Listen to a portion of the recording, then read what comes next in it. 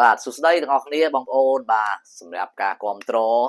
នៅ model គ្រប់ចំនួនទាំងអស់គ្រប់ model ទាំងអស់បាទនេះដូចជា model នេះ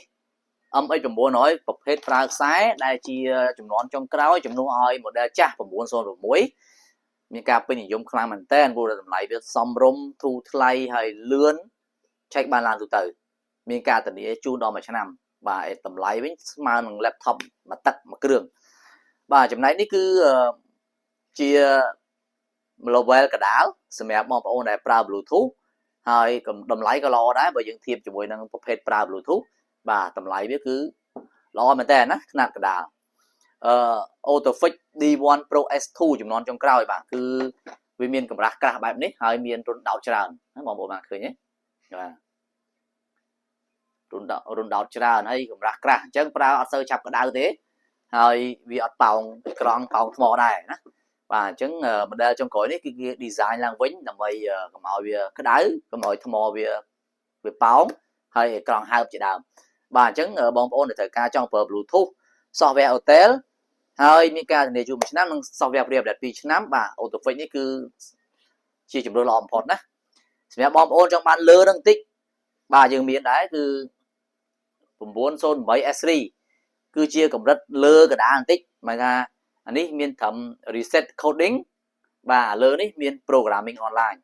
បាទគឺ model 908 S3 model នេះគឺមានអេក្រង់ធំដូចគ្នាកម្រាស់រៀងក្រាស់ដូចគ្នាប៉ុន្តែ PCI វាធំណាប៉ុន្តែបាតដៃបាទអញ្ចឹងនៅដូចក្នុងរូបនេះអញ្ចឹងបើសិនជាបងប្អូនមានតម្រូវការលើកដាលបន្តិចមានថាបងប្អូនមានអតិថិជនដែលគាត់យកឡានមកជាប្រភេទឡានអឺរ៉ុបឡានអីមួយចំនួនត្រូវការដូរបទបញ្ជាដូរអីផ្សេងបងប្អូនអាចរើសយកចំនួននេះបានណា model 908 S3 នេះ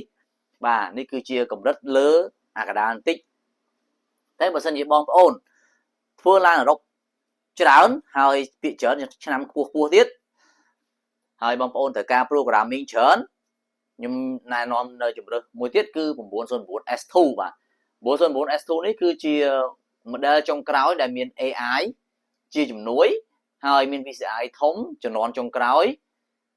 មានអេក្រង់ធំមានមុខងារច្រើនហើយការឆែកមាន feature ជាច្រើនដែលបងប្អូនអាចធ្វើការមើលបានលក្ខណៈដូចជា topology version 3.0 គឺចំនួនចុងក្រោយរបស់ topology ដែលមាន color មានពណ៌មានអីផ្សេងៗដែលយើងងាយស្រួលក្នុងការមើលថា module ប្រភេទអីស្ថិតនៅក្នុងក្រុមណា module ប្រភេទអីស្ថិតនៅក្នុងក្រុមណាបាទហើយវាមាន AI ហ្នឹងគឺជួយបានច្រើនណាស់សម្រាប់បងប្អូនដែលគាត់អត់សូវចេះអង់គ្លេសឬក៏គាត់មានបទពិសោធន៍ល្មមគឺគាត់អាចមើលទៅAI វាជួយប្រាប់យើងថាអាការៈនៃ code DTC មួយនេះតើវាអាចពាក់ព័ន្ធនឹងអីខ្លះហើយវាត្រូវដោះស្រាយបែបណាបាទហើយភាគច្រើនគឺវាផ្ដោតទៅលើឡានអឺរ៉ុបអញ្ចឹងបងប្អូនដែលធ្វើឡានអឺរ៉ុបច្រើនខ្ញុំណែនាំនៅ 909 S2 បើបងប្អូនធ្វើឡានអឺរ៉ុបតិចតួចខ្ញុំណែនាំនៅ 908 S3 បើបងប្អូនអត់ធ្វើឡានអឺរ៉ុបទេមានថាគ្រាន់តែមើលកូដមើល data ធម្មតាហើយចង់ប្រើអេក្រង់ធំបាទខ្ញុំណែនាំនៅ D1 Pro S2 ហើយបើសិនជាបងប្អូនអត់ត្រូវការឡានអឺរ៉ុបត្រូវធ្វើតម្លាអាស៊ីឡានអីទេបដោតទៅលើឡានអាស៊ីច្រើនហើយឲ្យតម្លៃសមរម្យធូរថ្លៃបាទគឺ MX 900ប្រើខ្សែធន់ប្រើបានយូរឆែកឡានទូទៅបានទាំងអាស៊ីអឺរ៉ុបដូចគ្នាគ្រាន់តែមុខងារវាតិចជាងនេះបាទអញ្ចឹងណាបាទទៅតាមតម្លៃមួយហើយនឹងសមត្ថភាពម៉ាស៊ីន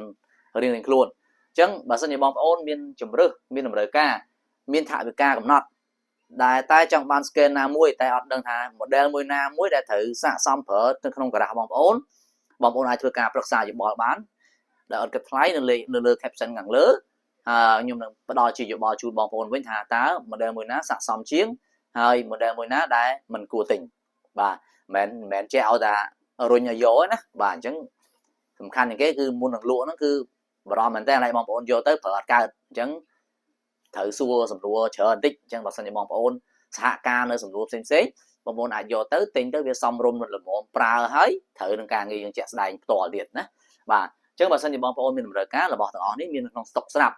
មានសំណួរមានចម្ងល់ផ្សេងអាចឆាតចូលក្នុងប្រអប់ផ្សារឬក៏ call មកលេខទូរស័ព្ទដៃខ្ញុំផ្ទាល់នៅលើខាងលើណាបាទអរគុណសម្រាប់ការតាមដានវីដេអូនេះនិងអរគុណមែនទែនសម្រាប់ការគាំទ្របាទគឺយើងចេញជារៀងរាល់ថ្ងៃmodel MX900 D1 Pro S2 ហើយនិង 908 S3 នេះបាទ909 S2 នេះទៅមួយដោយសារ model នេះគឺតម្លៃគួរសមដែរសម្រាប់បងប្អូនណាដែលគាត់ផ្ដោតលើឡានអឺរ៉ុបច្រើនអញ្ចឹងបានគាត់រើសយកមួយនេះបាទអញ្ចឹងបើសិនជាបងប្អូនធ្វើតម្លាអាស៊ីឡានអឺរ៉ុបមកបាទពីរនេះគឺពេញនិយមខ្លាំងណា បាទអញ្ចឹងអរគុណខ្លាំងមែនតើសម្រាប់ការគ្រប់គ្រងនៅទំនុកចិត្តនិងសេវាកម្មខាងខ្ញុំបាទ OBD Cambodia អញ្ចឹងបើសិនជាបងប្អូនមានតម្រូវការកុំភ្លេច OBD Cambodia អរគុណជំរាបលាបាទ